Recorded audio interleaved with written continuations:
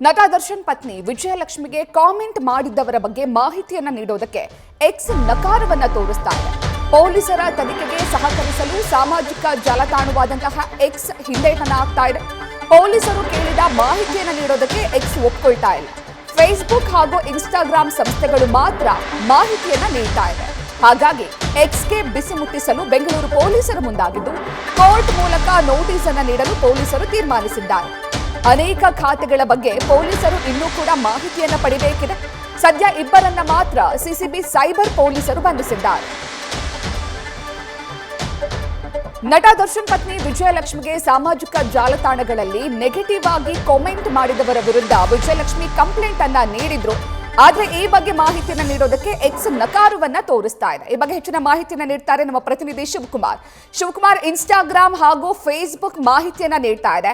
ಆದ್ರೆ Elon Musk ಒಡೆತನದ X ಮಾತ್ರ ಯಾವುದೇ ರೀತಿಯ ಮಾಹಿತಿಯನ್ನ ನೀಡೋದಕ್ಕೆ ಒಪ್ಕೊಳ್ತಾ ಇಲ್ಲ. ಏನಕ್ಕೆ, ಯಾವ ಕಾರಣಕ್ಕೆ ಪೊಲೀಸರಿಗೆ ಮಾಹಿತಿಯನ್ನ ನೀಡ್ತಾ ಇಲ್ಲ? ಪ್ರತೀಕ್ಷಾ, ನಟ ದರ್ಶನ್ ಪತ್ನಿ ವಿಜಯಲಕ್ಷ್ಮಿ ಅವರಿಗೆ ಅಶ್ಲೀಲ ಕಾಮೆಂಟ್ ಪ್ರಕರಣಕ್ಕೆ ಸಂಬಂಧಪಟ್ಟಂತೆ ಖುದ್ದು ಬೆಂಗಳೂರು ಸಿಟಿ ಕಮಿಷನರ್ ಶ್ರೀಮಂತ್ ಕುಮಾರ್ ಸಿಂಗ್ ಅವರನ್ನು ಭೇಟಿಯಾಗಿ ದೂರನ್ನ ಕೊಡುವಂತ ಕೆಲಸವನ್ನ ವಿಜಯಲಕ್ಷ್ಮಿ ಅವರು ಮಾಡಿದ್ರು. ವಿಜಯಲಕ್ಷ್ಮಿ ಅವರು ಕೊಟ್ಟಂತ ದೂರನ ವಿಚಾರಕ್ಕೆ ಸಂಬಂಧಪಟ್ಟಂತೆ ಬೆಂಗಳೂರಿನ ಸಿಟಿ ಸೈಬರ್ ಕ್ರೈಮ್ ಪೊಲೀಸ್ ಠಾಣೆಯಲ್ಲಿ ಪ್ರಕರಣ ಕೂಡ ದಾಖಲಾಗಿತ್ತು. ಖುದ್ದು ಬೆಂಗಳೂರಿನ ಸಿಸಿಬಿ ಡಿಸಿಪಿ 2 ಆಗಿರುವಂತಹ ರಾಜಾ ಕಾಸಿಂ ಅವರ ನೇತೃತ್ವದಲ್ಲಿ ತನಿಖಾ ತಂಡವನ್ನು ಕೂಡ ರಚನೆಯನ್ನ ಮಾಡಲಾಗಿತ್ತು. ಅದರಲ್ಲಿ ಪ್ರಮುಖವಾಗಿ ಸಿಸಿಬಿ ಇನ್ಸ್ಪೆಕ್ಟರ್ ಉಮೇಶ್ ಅವರ ನೇತೃತ್ವದಲ್ಲಿ ಇಬ್ಬರು ಆರೋಪಿಗಳನ್ನು ಅರೆಸ್ಟ್ ಮಾಡುವಂತ ಕೆಲಸವನ್ನ ಬೆಂಗಳೂರು ಪೊಲೀಸರು, ಅದರಲ್ಲೂ ಸೈಬರ್ ಕ್ರೈಮ್ ಪೊಲೀಸರು ಈಗ ಆಲ್ರೆಡಿ ಮಾಡಿದ್ದಾರೆ. ಆ ಪೈಕಿ ಓರ್ವ ಆಟೋ ಚಾಲಕ ಹಾಗೂ ಮತ್ತೋರ್ವ ಸಾಫ್ಟ್ವೇರ್ ಉದ್ಯೋಗಿ ಅನ್ನುವಂಥದ್ದು ತನಿಖೆಯಿಂದ ಗೊತ್ತಾಗಿರುವಂಥದ್ದು ಒಂದ್ ಕಡೆ. ಆದ್ರೆ ಮತ್ತೊಂದ್ ಕಡೆ ಸ್ವತಃ ವಿಜಯಲಕ್ಷ್ಮಿ ಅವರು ಪೊಲೀಸ್ ಕಮಿಷನರ್ಗೆ ದೂರನ್ನ ಕೊಡುವಂತಹ ಸಂದರ್ಭದಲ್ಲಿ 18 ಐಡಿಗಳ ಸಮೇತವಾಗಿ ದೂರನ್ನ ಕೊಡುವಂತ ಕೆಲಸವನ್ನು ಮಾಡಿದ್ರು.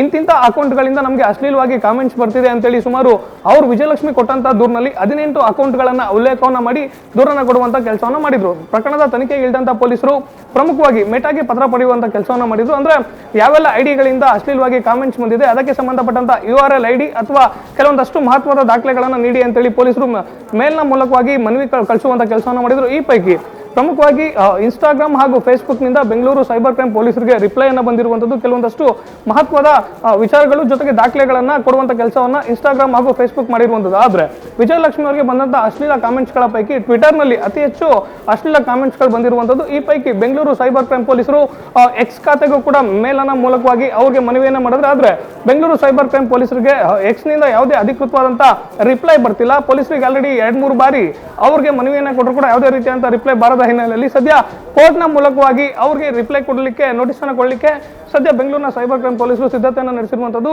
ಅಂದ್ರೆ ಸುಮಾರು 18 ಅಕೌಂಟ್ಗಳ ಮೂಲಕವಾಗಿ ನನಗೆ ಅಶ್ಲೀಲವಾದಂತಹ ಕಾಮೆಂಟ್ಸ್ ಬರ್ತಿದೆ ಅಂತೇಳಿ ವಿಜಯಲಕ್ಷ್ಮಿ ಅವರು ದೂರನ್ನ ಕೊಟ್ಟಿದ್ರು. ಆದ್ರೆ ಪೊಲೀಸರ ತನಿಖೆಯಲ್ಲಿ ಇನ್ನೂ ಹೆಚ್ಚಿನ ಅಕೌಂಟ್ಗಳಿಂದ ಅಶ್ಲೀಲ ಮೆಸೇಜ್ಗಳು ಹೋಗಿರುವಂತದ್ದು ಗೊತ್ತಾಗಿದೆ. ಪ್ರಮುಖವಾಗಿ ಪೊಲೀಸರು ಇನ್ವೆಸ್ಟಿಗೇಷನ್ಗೆ ಹೆಲ್ಪ್ ಆಗ್ಲಿಕ್ಕೆ ಪ್ರಮುಖವಾಗಿ ಪ್ರಾಥಮಿಕ ಲೀಡ್ ಅಂತೇಳಿ ಪೊಲೀಸರು 40ಕ್ಕೂ ಹೆಚ್ಚು ಅಕೌಂಟ್ಗಳನ್ನ ಮಾನಿಟರ್ ಮಾಡ್ತಿರುವಂತದ್ದು. ಈ ಪೈಕಿ ಇಬ್ಬರ ಬಂಧನ ಆಗಿದೆ.